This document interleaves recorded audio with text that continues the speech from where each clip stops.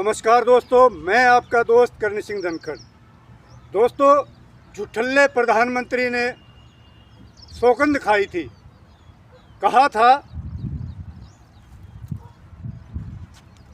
सौगंध मुझे इस मिट्टी की, देश नहीं बिकने दूंगा।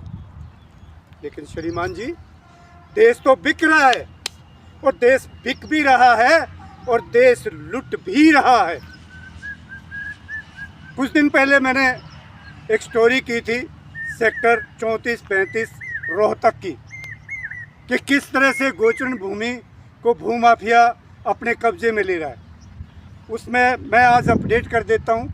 मैंने मुख्यमंत्री हो या डीसी साहब हो, सबको ईमेल किए थे, आज तक किसी ईमेल का जवाब नहीं आया। इसका मतलब ये हुआ कि ये सब गवर्नमेंट की सहमति से हो रहा था और कुछ समय के लिए अब मामला शांत हो गया है।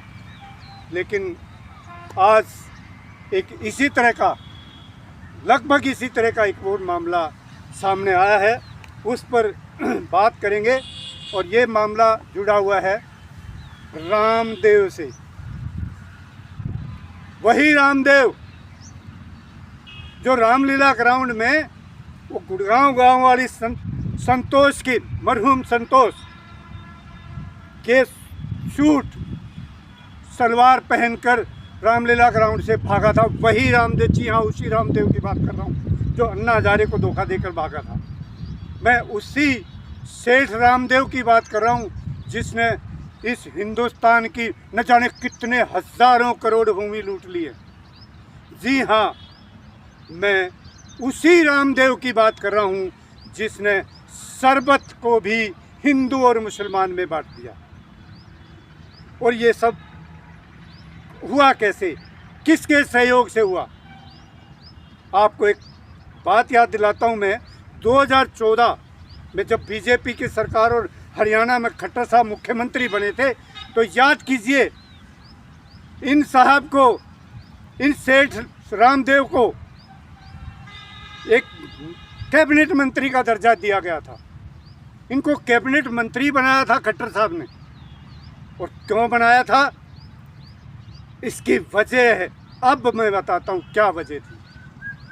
सेठ ने जमीनों का धंधा करना बहुत पहले से शुरू कर दिया था।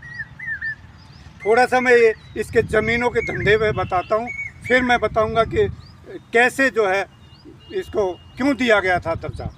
तो सेठ ने जब धंधा शुरू किया तो सबसे पहले ये 2005-06 में गुड़गांव आया था।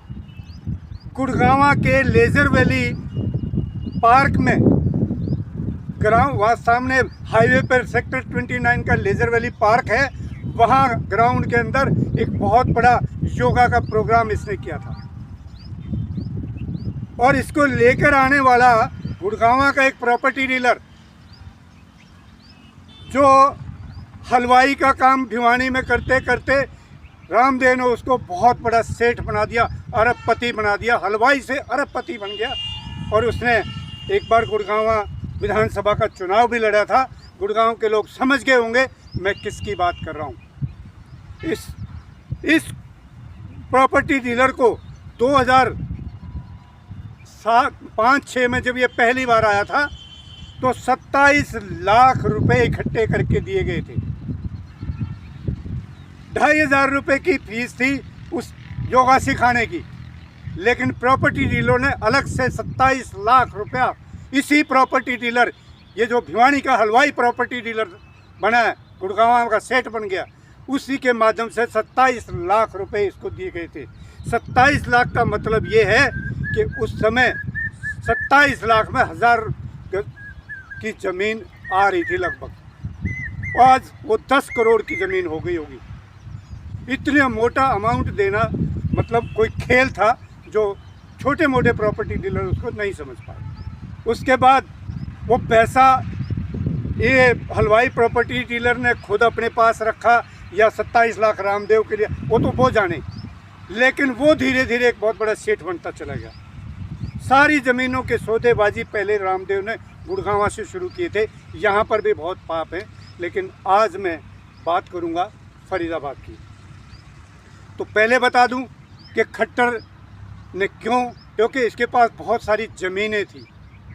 और यहाँ हरियाणा सरकार का कानून था, ज़मीनों को जो है मतलब जैसे कोई जंगल की ज़मीन है या गोचरण की ज़मीन है या कुछ भी है, उस पे आप बुआ जोती कर सकते हैं, या जिस भी हालत में है वो ज़मीन का स्टेटस वैसे ही बना रहना चाहिए।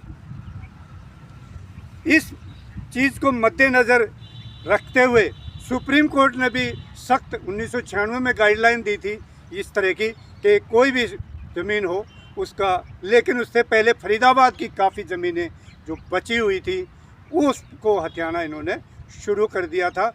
वो इस कानून से बाहर थी। तो फरीदाबाद की ज़मीनें, ये ज़मीन आपको बता दूं, मांगर गांव और कोट गांव। अगर आप गुड़गांवा से फरीदाबाद की तरफ जाते हैं तो टोल टैक्स आता है। टोल टैक्स से लगभग 4-5 किलोमीटर के बाद राइट हैंड साइड को मांगर गांव जाता है, और उससे 6 किलोमीटर आगे जो कि सोना फरीदाबाद पाली रोड पर पड़ता है वो कोट गांव है। यहाँ पर ज़मीनें 538 एकड़ ज़मीन कोट गांव की और मांगर की 123 किले ज़मीन। यहाँ पर इन्होंने फर्जी सेल कंपनियाँ बनाकर, यानी कि सेल कंपनी का मतलब होता है एक वो कंपनी जो सिर्फ कागज़ पर हो, कहीं ना दिखे और कोई काम ना करे, लेकिन उसमें इनकम होती रहे। तो इन्होंने क्या किया, सेठ रामदेव ने, कि करीब 13 कंपनियों के माध्यम से मांगर गांव की ज़मीनें